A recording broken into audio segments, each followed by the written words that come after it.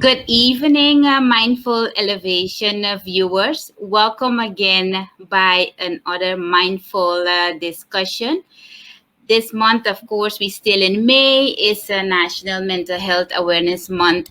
And for that, Mindful Elevation is bringing every week a different topic related to mental health.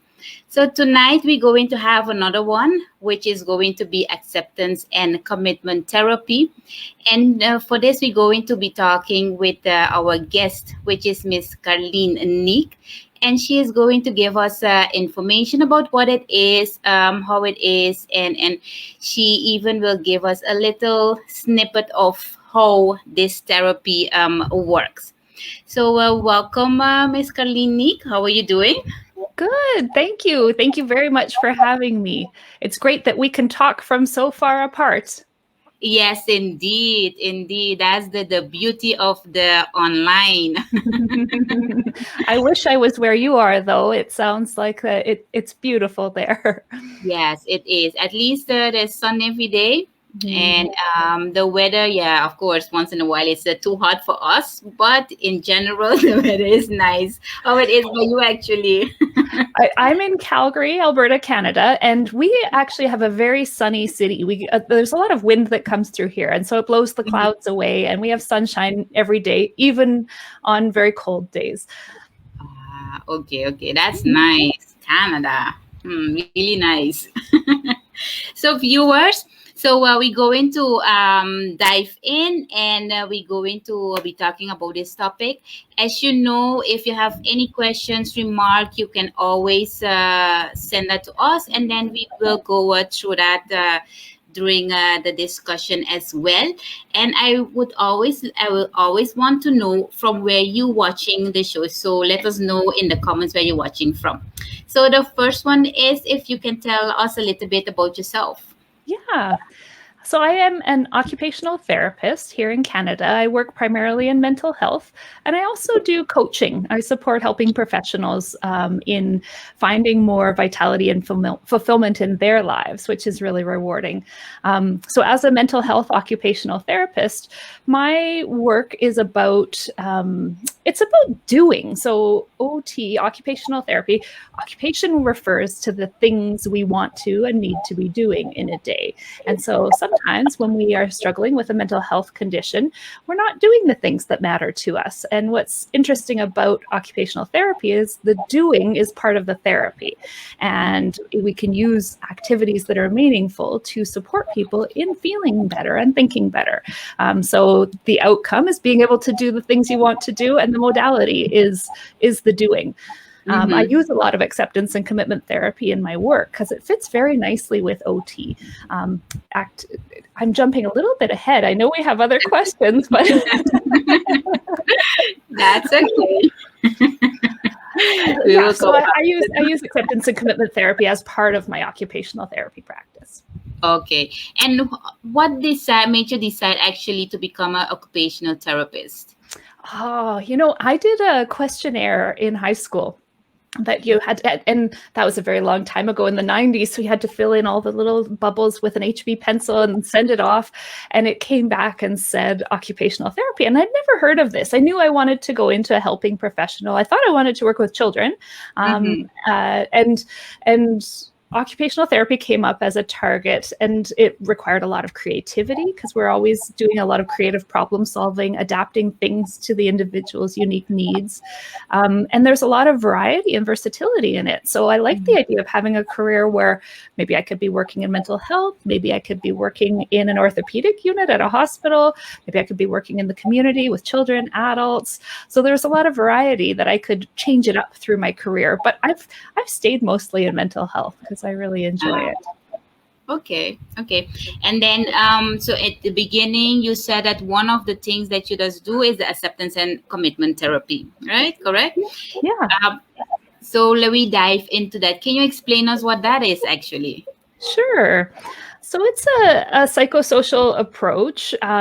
It's part of a third wave of cognitive and behavioral therapies. So along with mindfulness-based CBT and DBT and other therapies that focus a lot on using a lot of mindfulness and changing behavior. So it's a nice, gentle approach. I've needed to use CBT, traditional CBT, in my practice over the years, and it's very effective. There's a lot of evidence to support it. Particularly, I work with a lot of people with depression and anxiety and trauma, and so CBT works great. But I always struggled with the part of CBT, cognitive behavioral therapy, where we worked on trying to change a person's thoughts from more of a negative or distorted way of thinking towards something more positive. And I often thought, I'm walking around the community with this veteran who's seen very horrific things in their work in the military, and they're going to have negative thoughts when they encounter triggers or stressors. And for me to say, well, let's find another positive way of looking at that, felt really invalidating, because I think it's very human when you're having depression, anxiety, trauma, to have negative thoughts. And can we approach them a little bit differently? And so when I found ACT, I was very excited, because ACT handles these challenging thoughts more in a place from a mindfulness perspective, with a lot more making room and allowing and turning toward and being there with it, allowing it to be, rather than struggling against it and trying to push it away and change it. And it felt a lot more validating to me. Felt like I was working in a way that validates the people that I'm working with. Okay. And then, so what is your clients coming from? From which profession, or do you work with whoever might need it? So in my OT practice, the clients are typically referred by an insurance company or a few insurance companies, where people are off work for over a year due to depression, anxiety, trauma, or they're I get some from Veterans Affairs and the military as well, where they've been struggling. So these are third-party payers, people who are identifying that their person requires assistance, and they will pay for the service. So I have a private practice, but there's a third party typically referring them to me. My colleagues who are psychologists will often refer to me as well, where they want to work more on digging deep with the person, but the person needs support in changing action and doing meaningful activity, because we know that engaging in meaningful activity, even if we don't feel like it, does lead to feeling better, particularly with depression and anxiety. If we're avoiding the things that make us anxious, our world gets smaller. So I'm getting referrals from third-party payers. And then in my coaching business, helping professionals, I'm finding a lot of those people are coming directly to me and engaging like this on social media and different places, putting myself out there, building relationships with other professionals. Yeah. And is that easy, actually, as a side note, to getting your clients through the social media? Because I know I have a lot of trying to build up business and listening to that too, even though we're deviating a little bit, but it's a lot of work. And I feel like I've only been working at that for a year, maybe a year and a half. And so I feel like I'm starting to gain some momentum, but it takes a lot of work. In my OT practice, I never had to do any marketing. People were sent to me.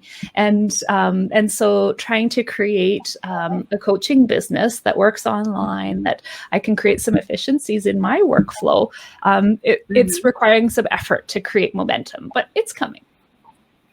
Okay. Has that been your experience as well? I know you have a coaching business. Do you find that? Yes. Yeah. Yes, I think for me it's a little bit a challenge, especially because I live on an island, and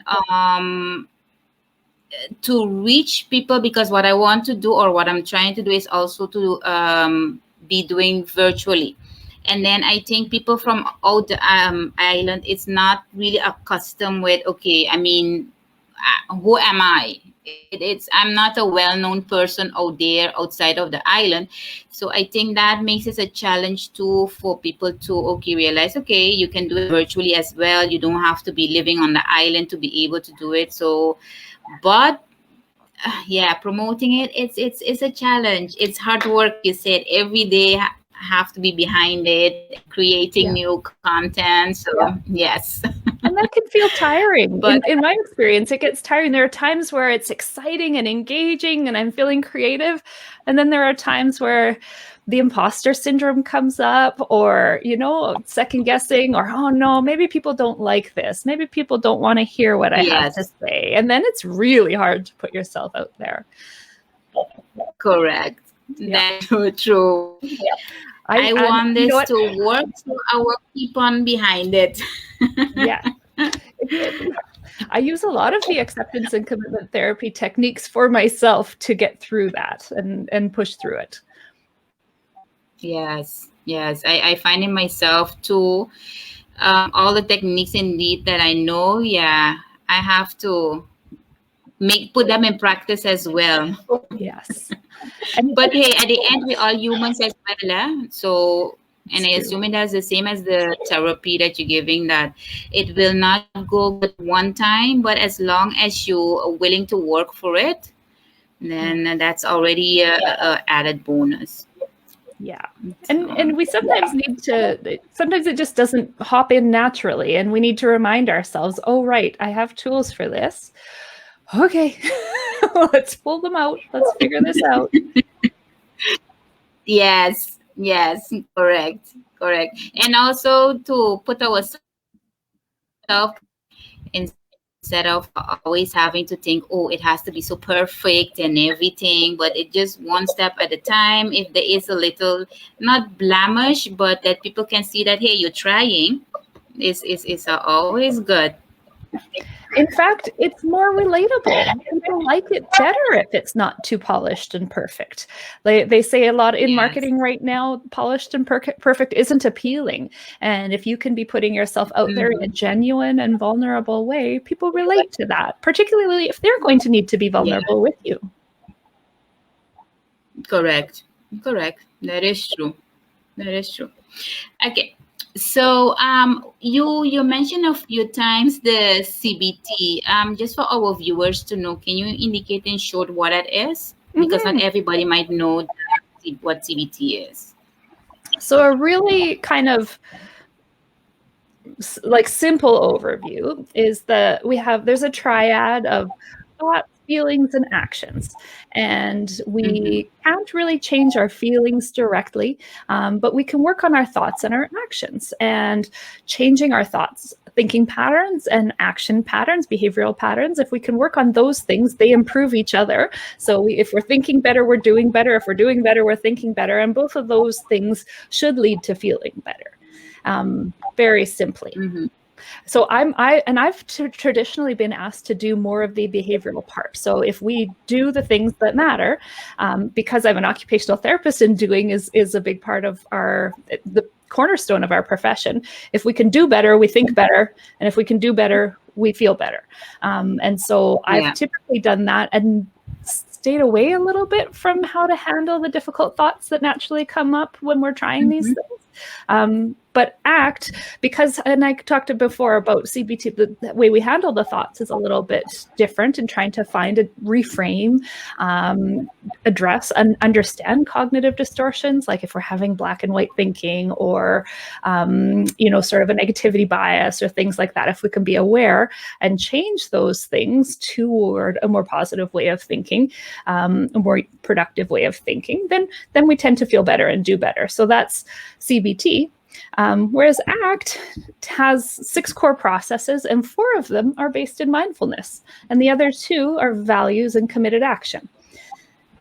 So it's a bit different. We're still working on changing the way we're doing, and the way we're thinking. We're responding to it differently, and those may lead to feeling differently. And even if we don't feel differently, it's okay, because we're still engaging in fulfilling meaningful things in our life. And that eventually does tend to lead to feel better, but the focus isn't, okay, I must change the way I feel. Sometimes we just have to make room for how we feel in that moment, and then choose an action that is meaningful to us. And essentially, that's life, right? Life isn't always feeling good. Hard things happen, stressful things happen, and it's a bit of a ripoff if we are always striving for this joy and happiness that isn't actually a normal, neutral state. Correct. Correct.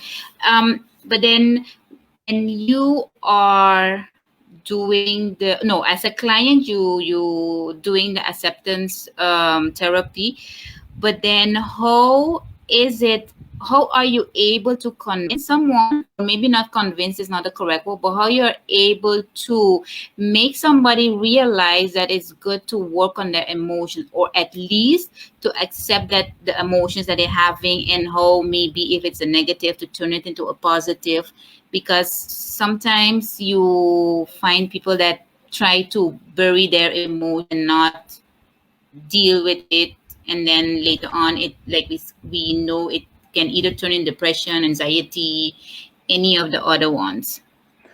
So in ACT, we talk a lot about experiential avoidance.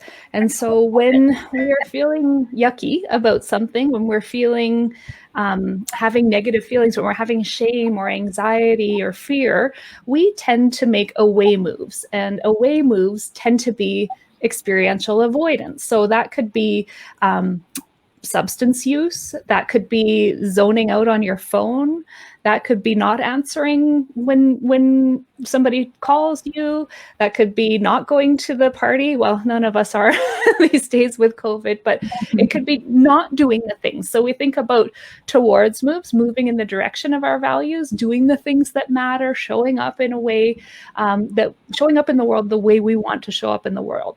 And any move in that direction, even if it's maybe just texting a friend because meaningful connection is important to you, versus an away move, which is, I'm going to shut the world out. I can't handle this. I don't feel good. I'm going to avoid, because if I put myself out there, maybe I'm going to have more negative feelings. And so that avoidance doesn't lead to a rich and meaningful, fulfilling life. Our world gets really small when we're avoiding all the things that don't feel great.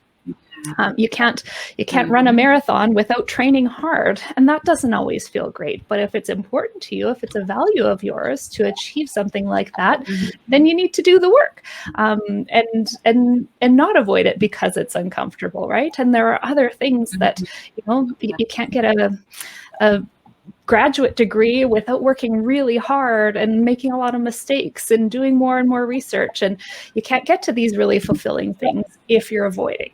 And so working on this concept of the workability of avoidance is often how we get people to work on it. Generally, they're coming because they're not feeling great and their life isn't going well.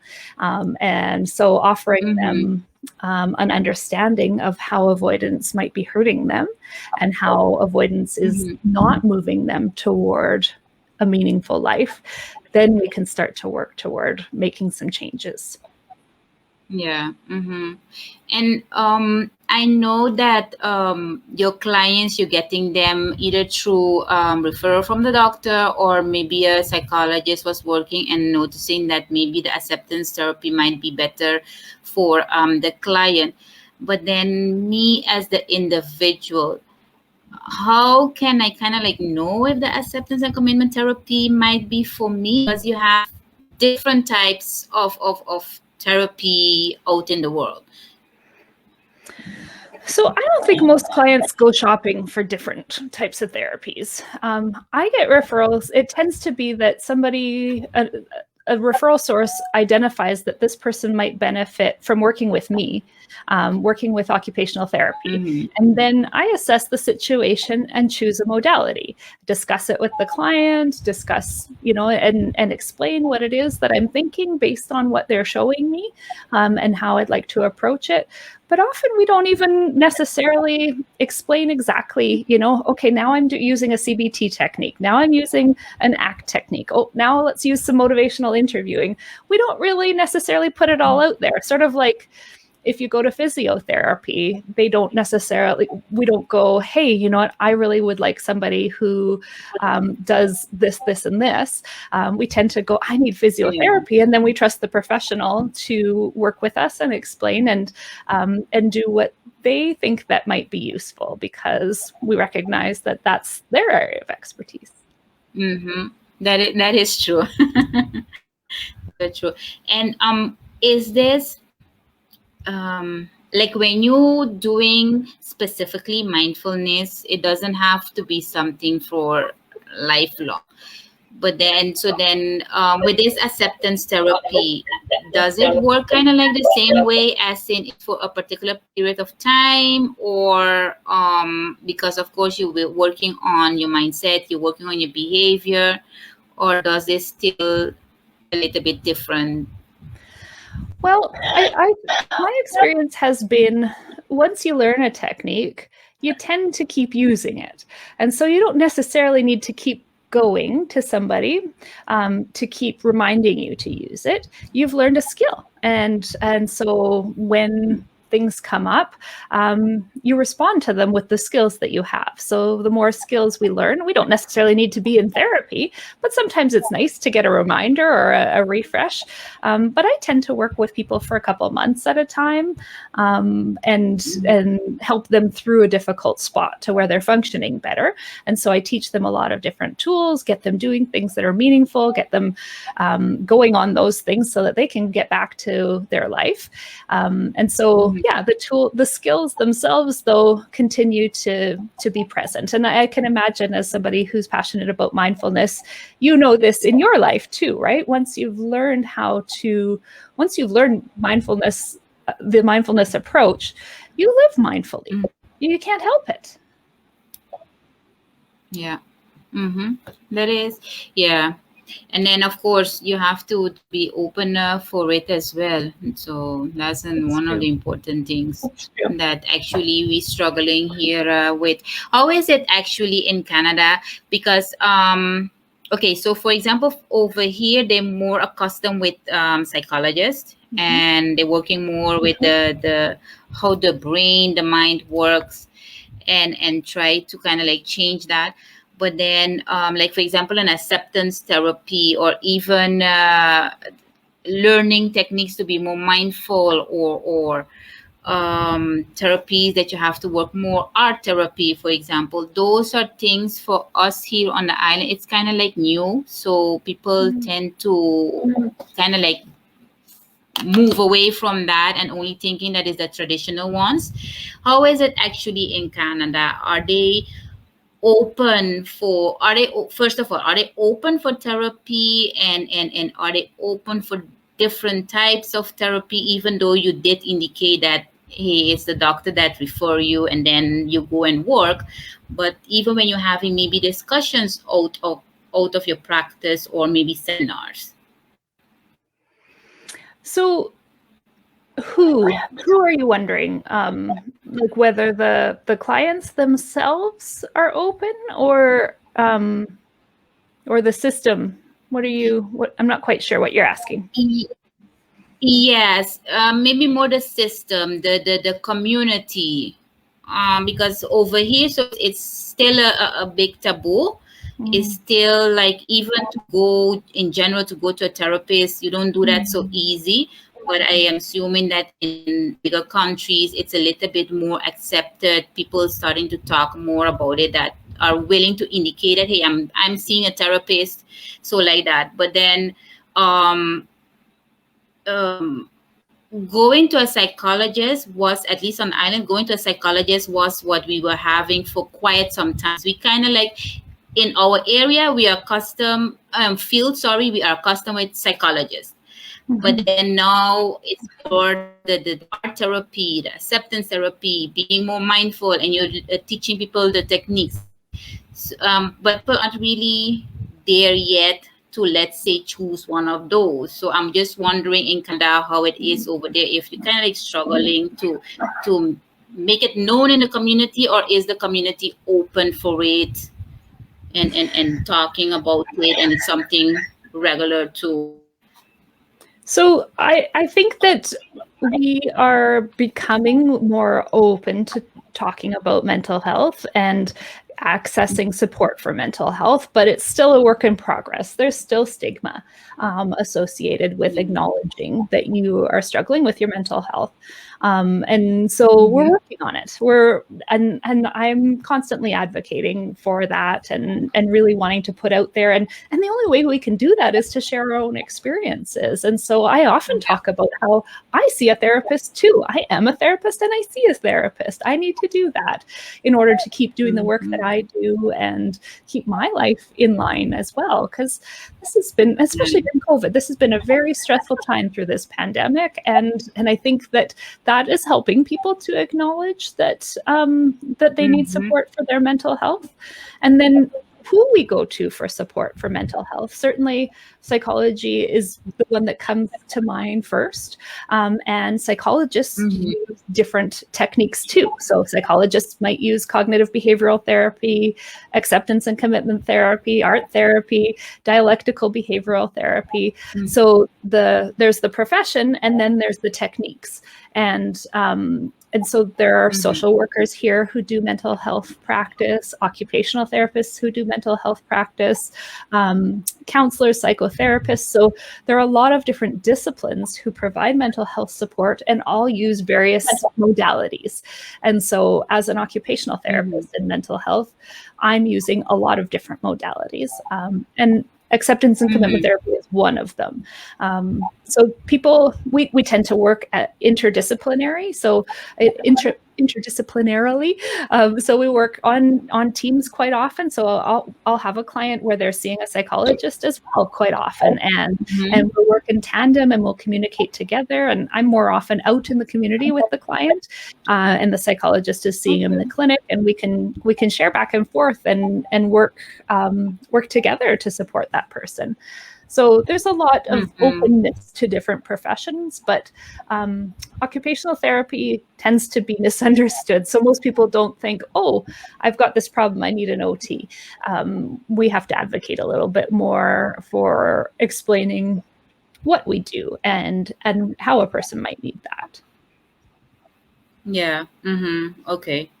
We're getting a remark that saying in regards to the comment that you made, I'm a therapist and I see a therapist, that's a very strong point. Oh, yeah. That's good. I'm glad that's helpful. Yeah, like we said in the beginning, we humans too. So we once in a while we need someone to talk with too, and to give everything a place so we can continue working. So it's true, and people who choose to become therapists tend to be very deeply empathetic, and we hear a lot of pain. And so when you have a deep sense of empathy and a lot of sensitivity around that, and you're talking day in and day out to people who are experiencing a lot of pain, we have strategies to manage that. But sometimes the load can get a little bit heavy.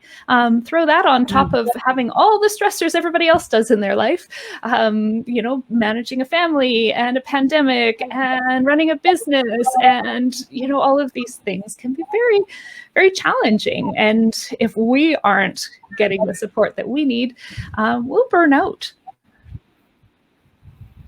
Yeah. And then we can continue helping nobody. Exactly.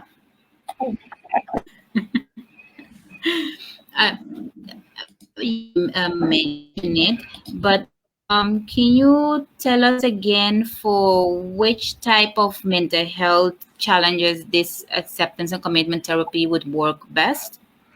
So they call it a transdiagnostic approach. And so the main goal is psychological flexibility. And if we can help people be a little bit more agile in responding to the things that come up in life, both externally and internally, then they can cope better. So it works really well for a lot of diagnoses, from chronic medical conditions where they're in this chronic state of this illness, and they need to be able to respond to it in a way that helps them to keep going, and be flexible with it and make room for what is, rather than constantly wishing it away, for instance. It works really well for chronic pain. Naturally, it works really well for depression and anxiety. We're using it for a lot of different things. There's a lot of research out there too. I was trying to quickly scan the research articles before this talk to give you sort of a list, but it works for a lot of different things. There's a lot of evidence to support it, but I think it's worth trying for many different conditions. There's even some evidence around supporting people with autism in being a little bit more flexible in their thinking and being able to see things in different perspectives, which is interesting. I haven't used it in that way myself. Okay. We're getting another comment. It's important for therapists to practice self-care as well. Yeah. Absolutely. And this is a big reason why I actually made my coaching business about supporting other helping professionals, because I thought, how can I help in a way that reaches a lot of people? And if I'm helping the helpers, then there's that ripple effect where they can be more effective in helping others as well. And I'm really passionate about that, because we very often think that this is all the stuff for them. I'm fine. Or, oh no, or the shame, yes. Right? Oh no, I shouldn't be having this challenge because I have all these skills. And look at me, I failed because I haven't applied these skills, and I'm experiencing a major depressive episode or a panic attack. Heaven forbid a mental health professional have a panic attack, right? But we're human, and yes. we need to do what we need to do. Yes, exactly. I sometimes does mention that I does, I call it, not battle, but I have sometimes those stress attacks that, yes, I need to use my tools and everything that I learn to handle with it as well. So, yeah, we all have our thing. We all do. Absolutely. What do you do for self-care? Sorry, can you say again? You cut out a little bit. What do you do for self-care? Oh, I garden. I love gardening, and it's neat too, because there's actually a lot of evidence around the benefits of being in the dirt and breathing in that nature and connecting with nature. There's a lot of research about forest bathing, right? Not having a bath in the forest, but exposing yourself to nature reduces stress and has a very positive effect on your health. So that's kind of cool. So I actually have, I bet you 50 plants within reach here inside, because in Canada we have long winters, and I find gardening outdoors very rewarding. But then when the long winter comes, I have all my indoor plants as well. I do pottery also. I love throwing pottery on the wheel. That's really rewarding, but I miss it terribly because I haven't been able to go to the studio through the pandemic. I love to travel. That's something I'm very passionate about. And what's interesting too, when I think about all of these things that I love to do in my free time, in ACT, I mentioned that there are 6 core processes, and two of them are values and committed action. And so there are different ways we explore what people value, because quite often if we say, hey, what are your values? You might come up with a list of 5 virtues. But values are more in this context. What are the things that make you tick? What are the things that really represent who you are and how you want to be in this world? And we can look at things that bring us joy and look for cues that, okay, so if I love gardening and I love pottery and I love travel, what are some things that are in common with those things? They're often unpredictable, a little bit messy, creative, that there's a richness in the experience of you're not exactly sure what's going to happen, but you're going to try, and you're going to try the new food, you're going to try the new place, you're going to try planting garlic bulbs this year when you haven't grown garlic before, and you're going to see how it goes. You're going to learn from that. So I'm passionate about learning. I'm passionate about experiencing new things and adventures. adventure. I'm passionate about being creative, and that shows up in my business and my work as a therapist as well. That all these things speak to my values, and they bring me energy. They bring me joy. They bring me pleasure. They bring me calm when I'm feeling stressed.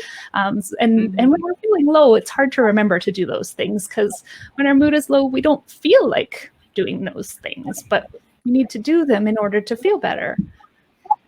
Yeah, correct. And I noticing that the more you practice them, the more you remember to do them, and the less you're going in the actual, like for example, for me with the stress, the less I'm going in the actual stress attack. So the minute I'm feeling it coming, I know, okay, I need to do ABC, and then I can handle it. And so yes, exactly. We often think about our stress reducers as only doing when we're really stressed or doing it in response to stress. And if we can be proactively doing things that lower our baseline, then we've got more resilience and more ability to handle the stressors that come up if we can be regularly engaging in these self-care activities. Yeah, correct. Okay, let's see. I have a few comments. Using it for persons with autism, not as interesting. And there is another one, exactly, or we are told you are a counselor, you should know how to deal with your feelings. Oh yeah, when we were talking about, yes, counselor and therapist needing a coach or therapist as well. Exactly. We have often these false beliefs, right? That we should know, but we can't. We don't have good perspective on our situation, and often we need to be talking to somebody else. And when it's all in our head, it's a bit swirly, and often confused if we're feeling distressed. And often even just that act of verbalizing it starts to organize the ideas a little bit, and then somebody else reflecting back and saying, "Have you thought of this?" And you go, "Oh my gosh. Why didn't I think of that?" Of course, I talk about that all day, but I didn't think of it for me. Yeah. And then another one is, I use porno to affirm myself. I also listen to my favorite song with my eyes closed while I exercise as some of my self-care practice. Wonderful. Yes, that is it. And music is so good for our music and dancing, and it does all these wonderful things for our neurotransmitters. And Opono, I think it's a Hawaiian thing, isn't it? I've heard of it, and I love to travel to Hawaii, but I would like to learn more about that. And so the self-care, of course, you just indicate that during your practice as well. And then when we're talking specifically about acceptance again, can you teach us or show us a little part of what you just do during the practice? Sure. Would you be willing to participate? Okay, no problem.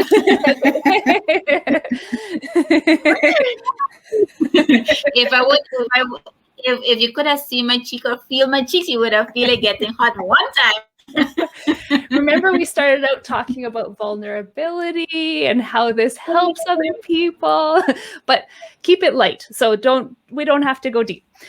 So when we think about the things so I talked a little bit about moving towards or moving away, right? And so towards what? So towards what we value, living the way we want to, showing up in the world the way we want to, doing the things that are meaningful to us, engaging in a meaningful way, effectively living our lives with purpose and meaning.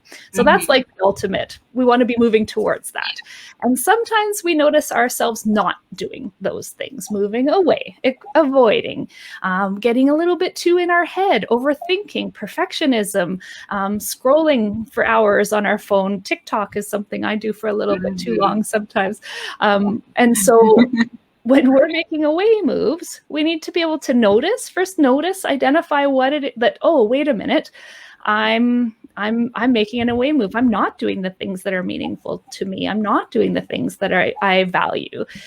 So first we need to notice, and then sometimes just noticing it can allow us to then make a toward move. So kind of if I've been scrolling too long, I might go, oh, right, okay, what's something I can do right now? A small thing I can do right now to break this pattern of avoidance and engage in something that's meaningful. And quite often that's I put my phone down and I go and talk to one of my kids, or I text a friend, or I go check on my tomato plants.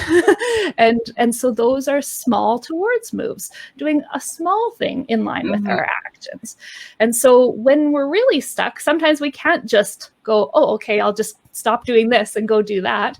If we're feeling really anxious about something, then we need to use some tools. And so we have tools that we call unhooking tools that can unhook us from that challenging thought or feeling that's causing us to make the away move, do the avoidance.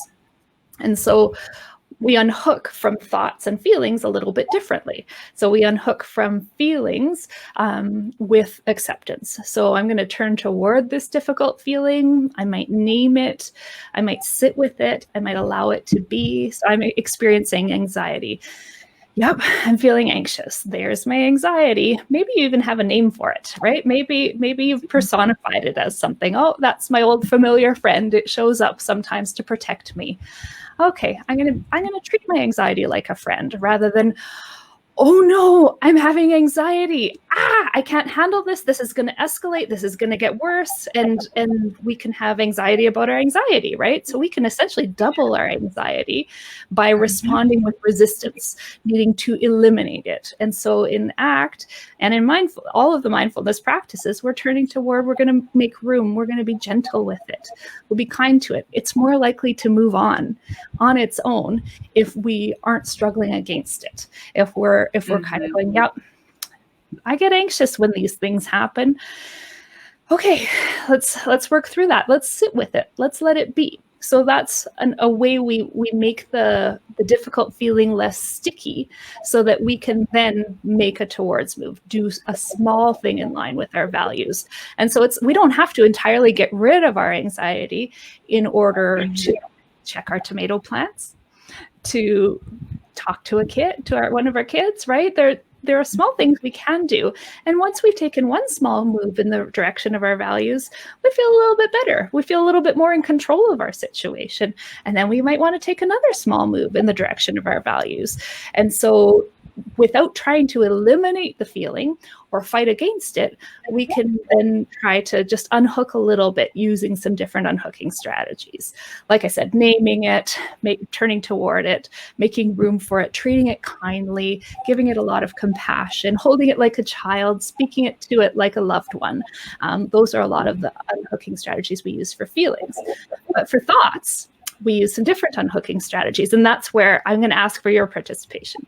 So if you could think of, is there a particular thought? It doesn't have to be super deep, but a particular pattern of thinking that comes up when you're about to take a risk or try something new. Do you notice sometimes your thoughts might get in your way of doing the new thing? Yes. And then you want the thought, right? Yeah. If you could describe the types of thoughts that come up and get in your way of doing the thing that's meaningful. Yes. That I don't have enough expertise or knowledge, and why should people take my advice or take my information? Yeah, that's a big one. That's a really big one. Yes. And what's really neat is that it's universal. Even, the most famous, successful people have these thoughts on a regular basis too, right? But it's still, when you're in that moment and you're like, okay, I'm going to do another social media post, or I'm going to do an interview for something. Oh gosh, like what if I mess this up? Like, who am I? Like, there's lots of people out there who have better things to say than me. Why would anybody listen to me, right? That imposter syndrome, some people call it, right?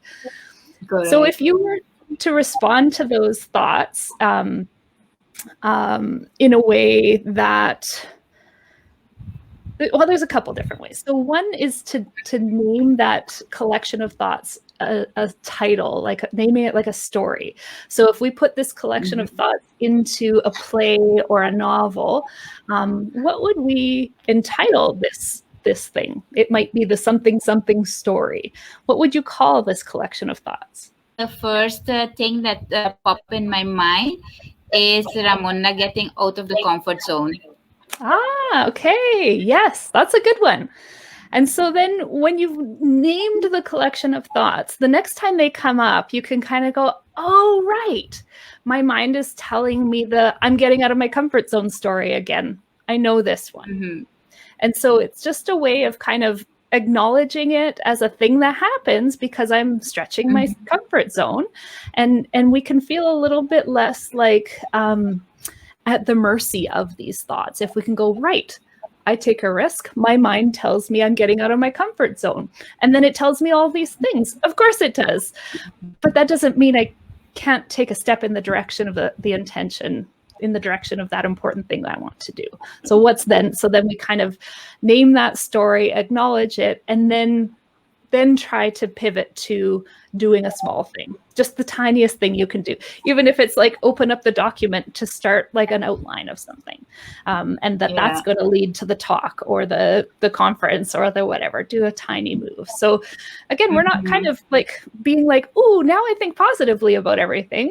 We're kind of going, oh, right, when I take risks, my mind tells me I'm getting out of my comfort zone story, and we can let that be then. Does that make sense? Okay. Yes, it does. It does make a lot of sense, and I definitely going to use that every time when I want to do one of those talks. But then I'm like, no, I'm not going to do it because hey, they're better persons than me. So yes, exactly. Another way is to name the part of our mind that tells us the things. And so I have a similar pattern of thoughts that gets in my way, and I call it my imposter monster. And so, my imposter monster is getting a little loud again. And it's like, in my mind, it's this cartoony, like not very scary, but it's trying to scare me. I'm big and scary, but I don't have to believe it. Just because my mind is telling me these things doesn't mean I actually don't have anything valuable to say or nobody's going to like it. In fact, I always get great feedback when I do these talks, right? But my imposter monster gets a little loud again. There it is. So we can kind of personify it. I know Stephen Hayes, who he was at the foundation of Creating ACT, he talks to his mind as George. Oh, thanks, George. Thanks for your input. I've got this, though.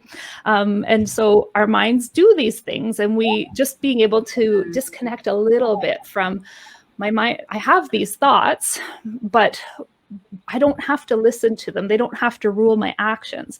And so if I can kind of name that part of me, notice that my mind is telling me these things that are not especially helpful, notice it and name the story, name the part of our mind that's talking to us. It just makes them a little less sticky, so that then again, we make a small move in that direction, do a small behavior in line with their values. And that part is key. And so I keep saying it over and over again, because the point is to be able to do the fulfilling things. Not to get rid of any negative feeling or thought, because that is the human condition. Negative feelings and thoughts are going to happen, especially when we are living a full life. Yeah.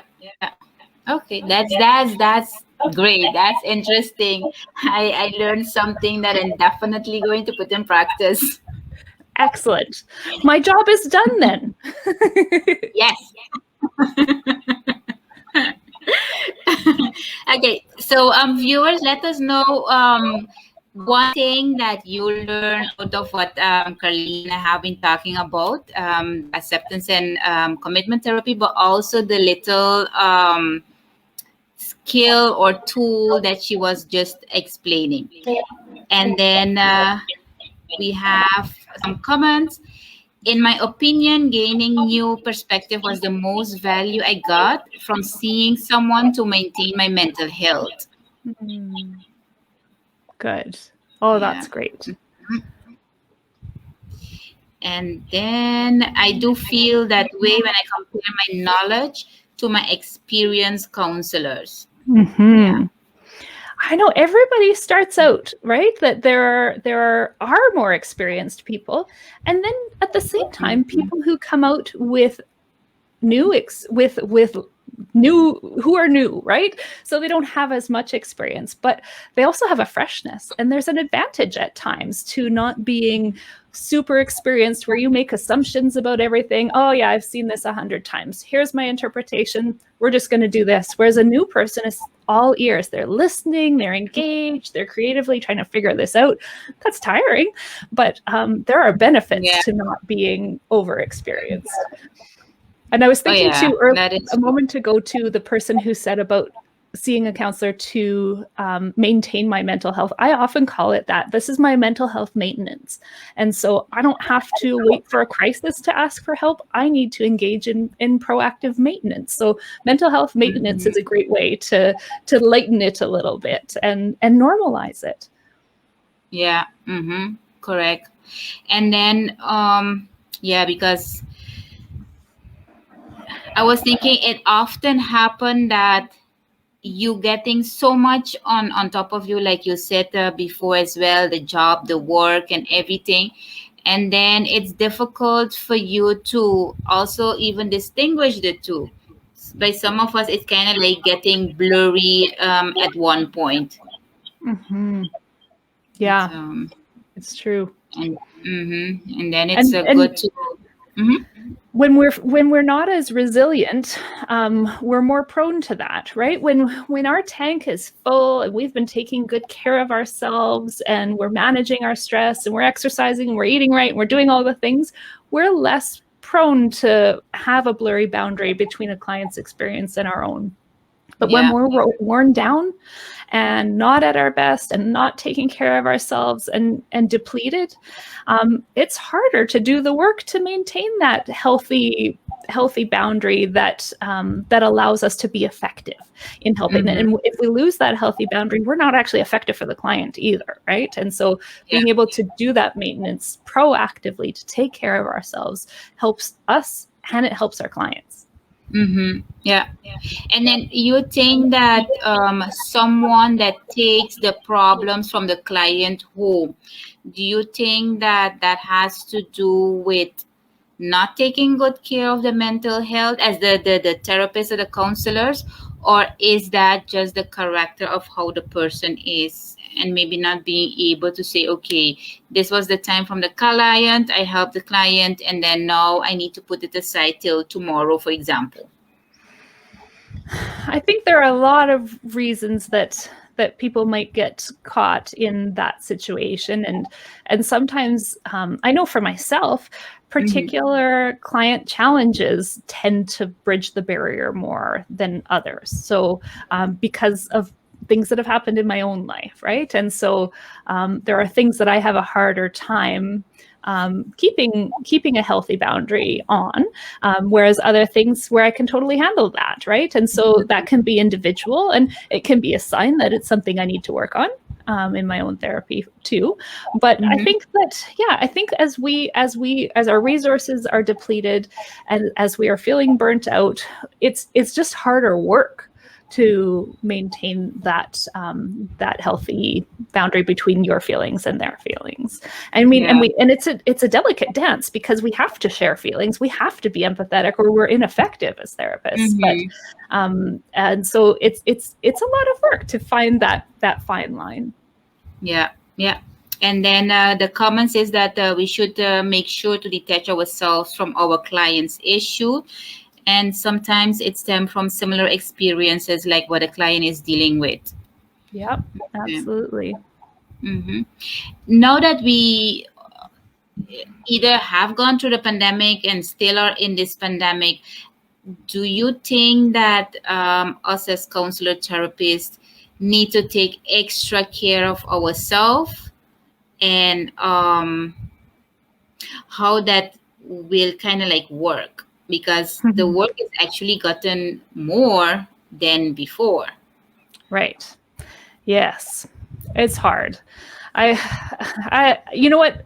I find I get the most relief talking to other therapists, and being able to just have a release and have somebody who really understands what I'm doing day to day, and being able to talk to friends and family too. But I get a lot of relief in my connection with other therapists, and they're not all occupational therapists. Most of them are psychologists, actually. But that helps.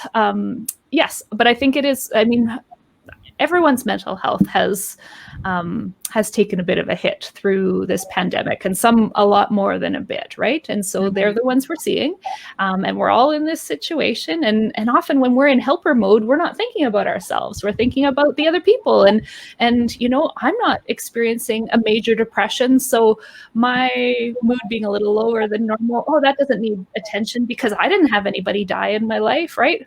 Well, that doesn't. We still need to take care of ourselves, right? We still need to do these things. And so perspective is helpful. Being able to do gratitude is helpful. I was talking to a doctor the other day who does psychotherapy, and she was a part of a study at Duke University a few years ago, and they were trying this 3 good things strategy for healthcare professionals.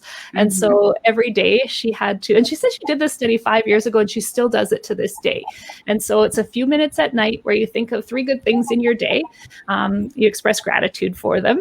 You acknowledge your part in them. And I think that is key, because it's not that, good things just come to me. No, what did I do? Did I make a delicious meal? Did I have a really important connection with somebody that I fostered? What was my part in this good thing?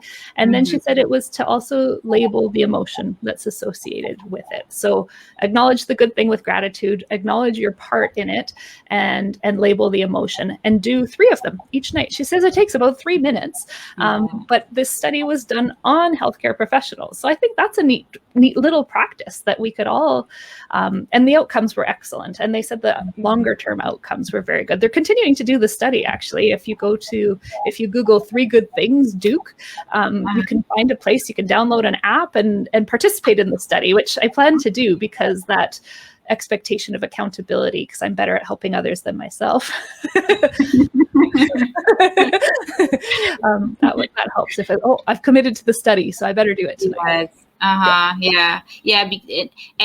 I'm noticing lately that more and more studies coming out when it comes to, for example, the gratitude, but mindfulness in general, with how the brain function, and also how the brain can change when you're putting in, let me call them, positive things. So yes, absolutely.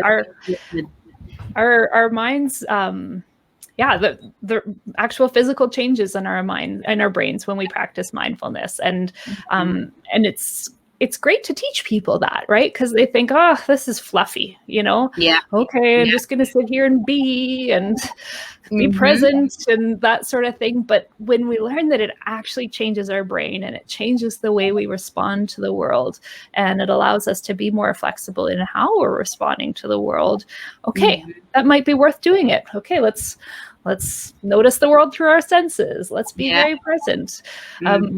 When I love to travel, as I told you, and my family was lucky to go to Peru a few years ago. And we went to Machu Picchu, as you do when you go to Peru. And we had to take this crazy train, a car, and then a train, and then a bus. And then the bus goes up this switchback where I was sure we were going to fall off the side of the road. And then we get on there, we stand in line, and here's your guide, and the guide whips you through Machu Picchu, and here's all the things, and you take your picture with a llama, and you take your picture with all the ruins, and then you're out. And I said to my family, okay, now we have to go back in. And they said, no, we need to get on the bus. And I said, no, we need to feel this place. Let's go find our favorite spot, the spot we like the most. And we're just going to sit there. Just sit there and be there and feel the magic of this place. Because I need to leave with an impression on my soul of this place. And I was not getting that from learning all the facts about Machu Picchu. And I don't know that I would have done that having not learned mindfulness. Learn the power of mindfulness. And that's kind of back to your question too about, well, how long do you need to practice this? Well, you just start to live it. And then small steps at a time. And that is what sometimes I find challenging, is because people think that the change has to come one time. Mm. um, I'm finding myself looking for creative ways to explain them, that it doesn't come from one day to the next. It's something that you will have to be practicing every day a little bit till you make it your own and Yeah. find your way in it. Yeah. So, Yeah. mm, And there are so so many creative ways to be mindful in our day-to-day lives. And I know some people really think about mindful meditation, but I think mhm. about more often doing a task mindfully. So Yeah. I'm going to go for a mindful walk. I'm going to Mhm. cook mindfully. When I did my ACT training, they suggested that you pick a task in your day that you find a little bit irritating and turn that into a mindfulness activity each day. And for me, it was unloading the dishwasher. Often it was like, why didn't somebody else unload the dishwasher? Whose turn was it? This is, all the dishes have piled up on top of the counter because the dishwasher is full. And instead, okay, nope, I've committed. I need to, for this period of time, I need to unload the dishwasher mindfully. And it was interesting the joy I found in it, just pausing and noticing all the forks and sorting all the forks and putting those calmly away, and noticing the glass and noticing how the glass has little micro scratches on it, and how the smell of the chlorine or the things in the soap kind of comes out of the dishwasher. Sometimes the dishwasher comes out with steam, and I can notice the moisture on my face, and Yeah. notice that these plates, I remember we got these plates for our wedding, and I've always loved these plates, and there's a chip, and that happened from this this time that this thing happened with my kids, and just being very present and engaged, rather than the dishwasher and I need to do all the things, and I'm going to listen to the radio at the same time, and I got to Mhm. respond to this text at the same time. No, made it just Yes. a mindfulness Yes. activity. Yes. And the reason why I'm laughing, and I'm so happy that you're mentioning about a dishwasher, because then now in my household, they know why, even though I don't like doing dishes, I still do it. Oh, it's true.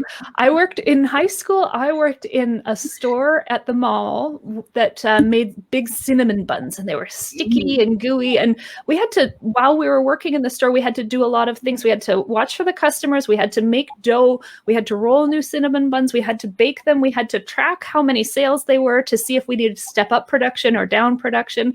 And we needed to do dishes too, and mop the floor every 15 minutes because it was white and there was cinnamon all over it. And so it's very stressful to be doing all of this multitasking, but the washing the dishes was the calm part, because all you could do while you've got this big sink full of sticky pans is wash the dishes one at a Yes. time. And then you go from this pile of sticky pans to this pile of clean pans, and there's warm water, and you can't help a customer. You can't bake a cinnamon bun. You can't make some dough. And in retrospect, I was taking a mindfulness break every time I went and washed the dishes. Hmm. Yeah. Without you knowing.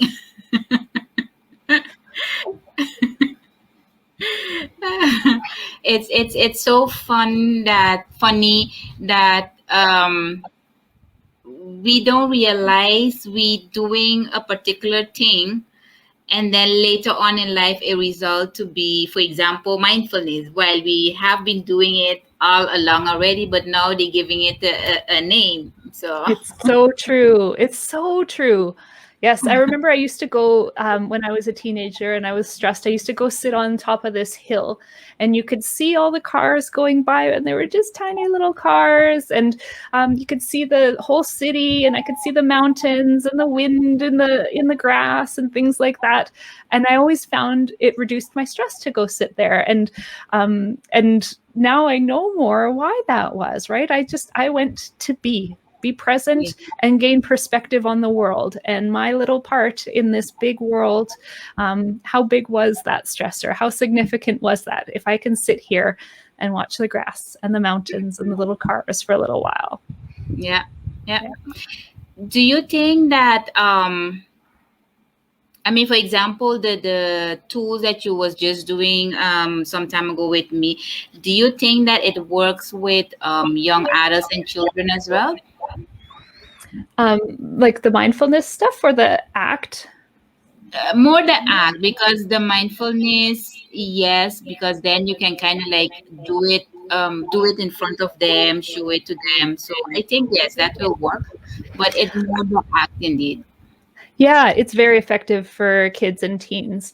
There are different ways to adapt it, but I parent in an ACT way. My kids are almost 13 and 15, and Mm-hmm. so they're, yeah, like, so for instance, I used to walk them to the bus in the morning, and it would be this hustle, like, come on, we got to get out the door because the bus, like, there's a time limit, like, we should have been ready 5 minutes ago. Come on, let's go, let's go. Mm-hmm. And my one son struggles with anxiety, and the more pressure there was, the more frozen he got. But like, we needed to get to the bus, and Yeah. so there Mm-hmm. would hit this point where I'm yelling. I don't want to be yelling. That's not how I want to parent. And it was the only way to get him to move, was to create this, like, okay, like, it's go time now. And I Mm-hmm. hated it. And so as soon as we walked out of our backyard, I would start to get, like, just, there's a park that we have to walk through before we Mm-hmm. get to the next street, and I would just redirect the kids to being present. Oh, what do you notice here in the park today is different? What do you hear? And they'd hear the crunch of the snow. They'd notice that there's frost on all the branches that wasn't there yesterday morning. They'd notice that the moon was reflecting, or maybe that it's a little lighter in the day at this point in the day, and just naturally orienting them to be more present after this stressful time, and it was a nice way to connect and create a Mm-hmm. sense of calm before they got on the bus and went Yeah. to school, just by redirecting them to be present. And I noticed they do that. When we go for walks now, they'll be really observant about things and just being really present in the walk rather than somewhere else in their heads. Mm-hmm. Yeah, and I think that the parents can do this at home as well, and then I can imagine that this is also a way to connect more with their children as well, instead of they being on their phone the whole day. Yeah, So, mm, definitely. yeah. Sometimes my son will say, it's so, oh, no, my mom told me that she was stressed about something, and that my son said, it's okay, Oma. That's your mind telling you that. I thought, oh, he's been listening. Yes, that's when you know they listen indeed. That's so nice. Okay, so Carlene, we reach our the end of our show, and I appreciate very much that you made time to come and to have a fun and good hour with us, and giving us some information about the acceptance and therapy, but also about the act, how you practice self care, about mindfulness.